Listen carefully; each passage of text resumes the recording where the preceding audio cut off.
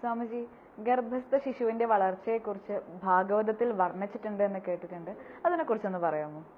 ശ്രീമദ് ഭാഗവതത്തില് ഗർഭസ്ഥ ശിശുവിനെ കുറിച്ചുള്ള വർണ്ണന കപിലഭഗവാൻ അമ്മയായ ദേവഹൂതിയോട് പറയുന്നത് വായിച്ചാൽ നാം ഭാഗവതത്തെ നമസ്കരിച്ചു പോകും. ഇന്നത്തെ മെഡിക്കൽ സയൻസ് പോലും ആ ഭാഗവതത്തിന്റെ മുന്നിൽ പ്രണാമങ്ങൾ അർപ്പിക്കും. കാരണം ഇന്ന് മെഡിക്കൽ സയൻസ് പഠിപ്പിക്കുന്ന, ഗൈനക്കോളജിക്ക് പഠിപ്പിക്കുന്ന ഓരോ മാസത്തെയും ഓരോ ആഴ്ചയിലെയും കുട്ടിയുടെ വികാസത്തെക്കുറിച്ച് അതിഗംഭീരമായി ഒരു സ്കാനിങ് മെഷീൻ ഇല്ലാതെ തൻ്റെ അന്ധക്കണ്ണുകൊണ്ട് എന്ന് പറഞ്ഞാൽ ജ്ഞാനക്കണ്ണുകൊണ്ട് സ്കാൻ ചെയ്ത് പറയുന്ന ആ കപിലവാസുദേവന്റെ അറിവിന്റെ മുന്നിൽ നമ്മൾ നമസ്കരിക്കും. ശ്രീമദ് ഭാഗവതത്തില് 3-ാം സ്കന്ധത്തില് 31-ാം അധ്യായത്തിലാണ് ഈ വിഷയം അവതരിപ്പിക്കുന്നത്. അപ്പൊ അവിടെ ആദ്യം പറയുന്നത് കർമ്മണ ദൈവനേത്രേണ ജന്തുർദേഹോപപത്തയെ, ഇങ്ങനെയാണ് ആ ശ്ലോകം തുടങ്ങുന്നത്. അതായത് കർമ്മണ എന്ന് പറഞ്ഞാൽ ഓരോരുത്തരും ഉണ്ടാക്കി വെച്ചിട്ടുള്ള കർമ്മ സംസ്കാരം. ഇപ്പൊ നിങ്ങളിലും എന്നിലൊക്കെ ഉള്ള വികാരങ്ങള്, വിചാരങ്ങള്, ബുദ്ധി, കഴിവ് തുടങ്ങിയുള്ള ചിന്തകള്, ഇതൊന്നും ഈ ശരീരം നശിച്ചു പോകുന്ന സമയത്ത് അല്ലെങ്കിൽ മരിക്കുന്ന സമയത്ത് നശിക്കുന്നില്ല. ഈ ചിന്തകൾക്ക് നാശമില്ല. ഈ ചിന്തകളൊക്കെ പ്രാണൻ, ഈ ചിന്തകളെ നമ്മുടെ ശരീരത്തിൽ നിന്ന് പ്രാണനാണ് ഇതിനെയൊക്കെ കൊണ്ടുപോകുന്നത്.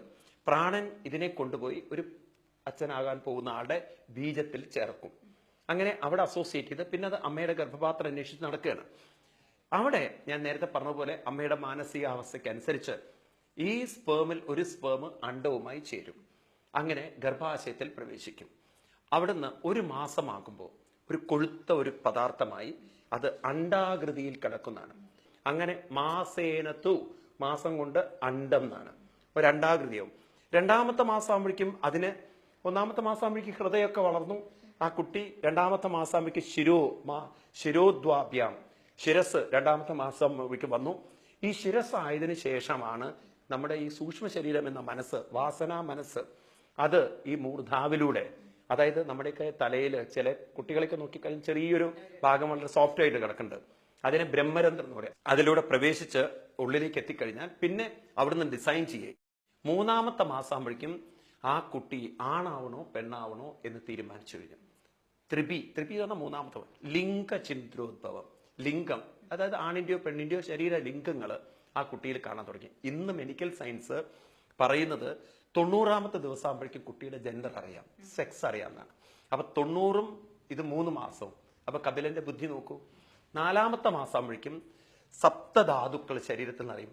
രക്തം, മജ്ജ തുടങ്ങിയതൊക്കെ വരാൻ തുടങ്ങി. 4-4.5 മാസം ആകുമ്പോഴേക്കും ക്ഷുത്രൻ, കുട്ടിക്ക് വിശപ്പ് വരാൻ തുടങ്ങി. അപ്പോൾ കുട്ടിയുടെ ശരീരത്തിലേക്ക് അമ്മയുടെ ശരീരത്തിൽ നിന്ന് കണക്ട് ചെയ്തു അംബലിക്കൽ കോഡ്. 5-ാമത്തെ മാസം ആകുമ്പോഴേക്കും ശരിക്കും കുട്ടിക്ക് അമ്മയിൽ നിന്നും ഭക്ഷണം കിട്ടാൻ തുടങ്ങി. ആ കുട്ടി വളരാൻ തുടങ്ങി. അപ്പൊ കുട്ടിയുടെ കിടപ്പ് എങ്ങനെ വെച്ചാൽ ആദ്യം തല മുകളിലേക്കും ബാക്കിയുള്ള ഭാഗങ്ങളൊക്കെ കുട്ടി ഇങ്ങനെ പ്രണാമം ചെയ്ത പോലെ ഇരിക്കുന്നത്, ഇങ്ങനെ കിടക്കുന്നത്. അങ്ങനെ 6-ാമത്തെ മാസം ആകുമ്പോഴേക്കും കുട്ടി പതുക്കെ ഷഡ്വിജരായണാവീത കുക്ഷോബ്രാഹ്മിനി ദക്ഷിണേ, കുട്ടി പതുക്കെ ചരിയാൻ തുടങ്ങി.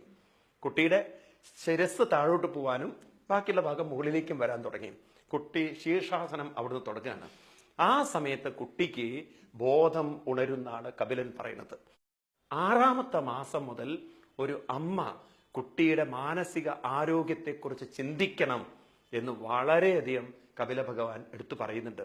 അപ്പൊ കുട്ടിയെക്കുറിച്ചുള്ള ബോധം അമ്മ 6-ാമത്തെ മാസം ഇഗ്നോർ ചെയ്താൽ പിന്നീട് ആ കുട്ടി പുറത്തു വരുന്നതിന് ശേഷം ഹൈപ്പർ ടെൻഷനും വളരെയധികം പിടിവാശികളും ദുർവാശികളും എല്ലാം നശിപ്പിക്കുന്ന ചിന്തകളൊക്കെ ഉള്ള ആളായിത്തീരും. 6-ാമത്തെ മാസം ഗർഭത്തിലിരിക്കുമ്പോൾ തന്നെ നാരദ മഹർഷിയിൽ നിന്നും ഭാഗവതം കേട്ടു ഈ പ്രഹ്ലാദൻ. അപ്പൊ അതുകൊണ്ട് പ്രഹ്ലാദൻ പറയുന്നുണ്ട് എന്റെ ഗുരു നാരദരാണ്. ഇതേപോലെ മഹാഭാരതത്തിലെ കഥാപാത്രമാണ് അഭിമന്യു. അമ്മയുടെ ഗർഭപാത്രത്തിൽ ഇരിക്കുമ്പോഴാണ് കൃഷ്ണൻ യുദ്ധത്തിന്റെ ടെക്നിക്കുകളൊക്കെ പറയുന്നത്. പക്ഷെ കൃഷ്ണന് മനസ്സിലായി അർജുനനാണ് പറഞ്ഞു കൊടുക്കുന്നത്. അപ്പൊ അർജുന ഇങ്ങനെ പത്മവ്യൂഹം ചമയ്ക്കണം എന്നൊക്കെ പറഞ്ഞ കുറച്ച് കഴിഞ്ഞപ്പോ അർജുനൻ പക്ഷെ മൂളൽ അപ്പോഴും നിൽക്കുന്നില്ല, ഉള്ളിൽ നിന്ന് അപ്പൊ കൃഷ്ണന് മനസ്സിലായി ഈ മൂളുന്നത് തമാശയായിട്ടാണെങ്കിലും ഇത് ഉള്ളിലുള്ള ആളാണെന്ന്. അങ്ങനെ അഭിമന്യു ഇതെല്ലാം ഗർഭപാത്രത്തിൽ നിന്ന് കേട്ടു എന്നാണ്. അല്ലെ, ഇപ്പോഴത്തെ കുട്ടികൾ ഇതൊക്കെ കേൾക്കുന്നുണ്ടാവും. അമ്മമാര് 6-ാമത്തെ മാസം ഇത് വളരെയധികം ശ്രദ്ധിക്കണം. നല്ല പുസ്തകങ്ങൾ വായിക്കണം. കുറച്ചു നേരം ധ്യാനവും പ്രാണായാമവും ഓങ്കാരവും ഒക്കെ പരിശീലിച്ചാൽ ആ കുട്ടി വളരെ അനുസരണമുള്ള ഒരു കുട്ടിയായി മാറും. പിന്നീട് അടുത്ത കാര്യം കപിലൻ പറയുന്നത് അമ്മമാര് അനുഷ്ഠിക്കേണ്ട ഭക്ഷണ രീതികളെ കുറിച്ചാണ്. അതും പറഞ്ഞിട്ട് പിന്നെ പറയും 7, 8, 9 മാസമാകുമ്പോഴേക്കും കുട്ടി ക്രമേണ ആ തലയെല്ലാം താഴെ വന്ന്, ഇവിടെ ഒരു കാര്യമുള്ളത്, അമ്മയുടെ ടെൻഷൻ കൂടുമ്പോൾ ഈ ശിരസ് മുഴുവൻ അങ്ങോട്ട് വീഴില്ല. അത് ചിലപ്പോൾ അമ്മയുടെ ശരീരത്തിലുള്ള കുടൽമാലകളിലൊക്കെ ഈ ഗർഭാശയത്തിലുള്ള ഇതിലൊക്കെ കുരുങ്ങിപ്പോവും. അതൊക്കെ ഈ ടെൻഷനാണ് പ്രധാന കാരണം. അല്ലെങ്കിൽ നോർമൽ ആണെങ്കിൽ കുട്ടി കംപ്ലീറ്റ്ലി ചെരിഞ്ഞു വരും. ചരിയുന്നതിൽ അവർക്ക് തൊട്ടു നോക്കുമ്പോൾ അറിയും ആണോ പെണ്ണോ. അങ്ങനെയൊക്കെയാണ് പണ്ട് ഈ കുട്ടികളുടെ ജെൻഡർ അറിഞ്ഞതെന്ന് പറയാൻ.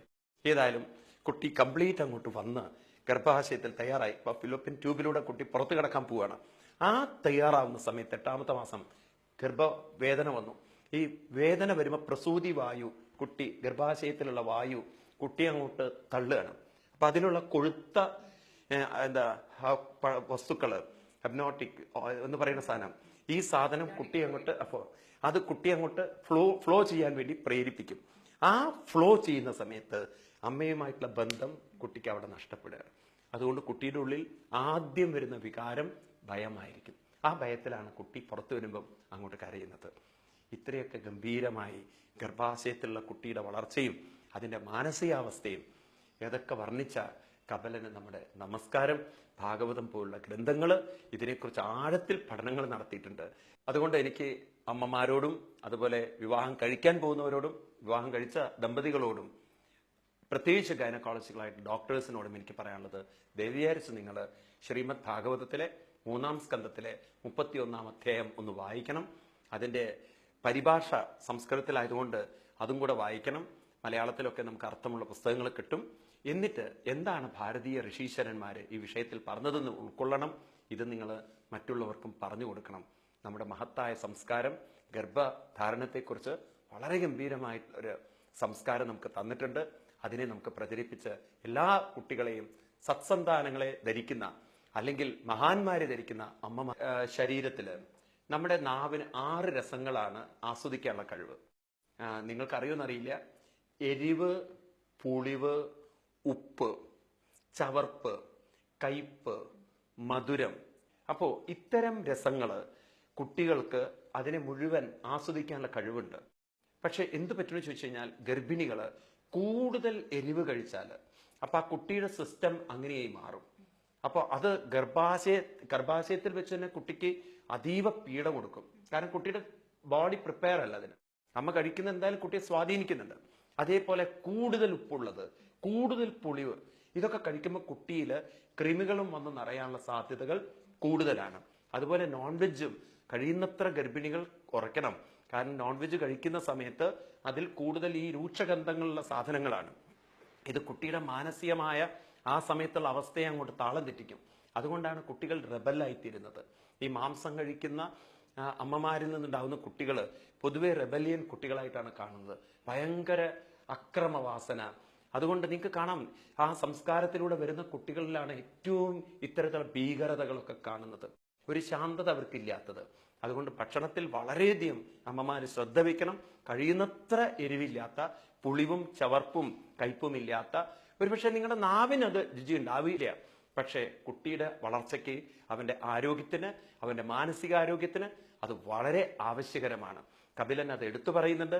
ഇതേപോലെ തന്നെ നമ്മുടെ ആയുർവേദ ശാസ്ത്രവും ഇതിനെ എടുത്തു പറഞ്ഞിട്ടുണ്ട്.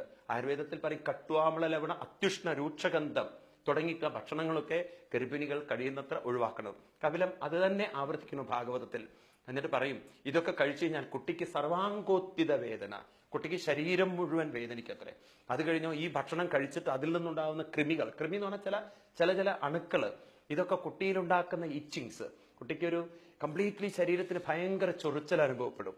അതൊക്കെ കുട്ടിയിൽ ഒരു ക്ലേശം, അവിടെ ആ ഗർഭാശയത്തിൽ വെച്ച് കുട്ടിക്ക് ആകെ ഒരു അസ്വസ്ഥതയും വിങ്ങലും ഉണ്ടാക്കും. അത് തന്നെ കുട്ടിയെ റിബല്ലാക്കും, അങ്ങോട്ടൊരു പ്രതിഷേധവും പ്രതികാരമുള്ള ഒരു കുട്ടിയാക്കി മാറ്റും. അങ്ങനെയായിരിക്കാം പല കുട്ടികളുടെയും ജീവിതം താളം തെറ്റുന്നത്. അതുകൊണ്ട് അമ്മമാര്, പ്രത്യേകിച്ച് ഗർഭിണികളായിട്ടുള്ള സ്ത്രീകള് വളരെയധികം ഭക്ഷണത്തെക്കുറിച്ച് ശ്രദ്ധിക്കണം. ഒരു കുട്ടി റിബല്യനായി കഴിഞ്ഞാൽ, ഒരു കുട്ടി എസ്കിമ തുടങ്ങിയുള്ള രോഗമുള്ള ഒരു കുട്ടിയായി കഴിഞ്ഞാൽ, നിങ്ങളൊന്ന് ആലോചിച്ച് നോക്കും നിങ്ങളുടെ മാനസിക വിഷമം. നിങ്ങൾക്ക് എങ്ങനെയുള്ള സന്താനം വേണം? പണ്ടൊരു ചോദ്യം ചോദിച്ച പോലെ നിങ്ങളോട് ചോദിക്കുകയാണ്, നിങ്ങൾക്ക് നല്ല സംസ്കാരമുള്ള, നല്ല ചിന്തകളുള്ള, അങ്ങനെയൊരു മാർക്കണ്ഡേയനെ പോലുള്ള കുട്ടികൾ വേണോ? അതോ നിങ്ങൾക്ക് ദുഷ്ടനും നീചനുമായ 100 വയസ്സ് വരെ ജീവിക്കുന്ന ഒരു പുത്രൻ വേണോ? അത് നിങ്ങളാണ് തീരുമാനിക്കേണ്ടത്. നല്ല പുത്രനാവണമെങ്കിൽ എന്നാൽ ആഹാരത്തിൽ നിങ്ങൾ വളരെയധികം ശ്രദ്ധ പുലർത്തേണ്ടതുണ്ട്. ഇതാണ് ഭാരതീയ ഋഷീശ്വരന്മാർക്ക് നമുക്ക് പറഞ്ഞു തരാനുള്ളത്.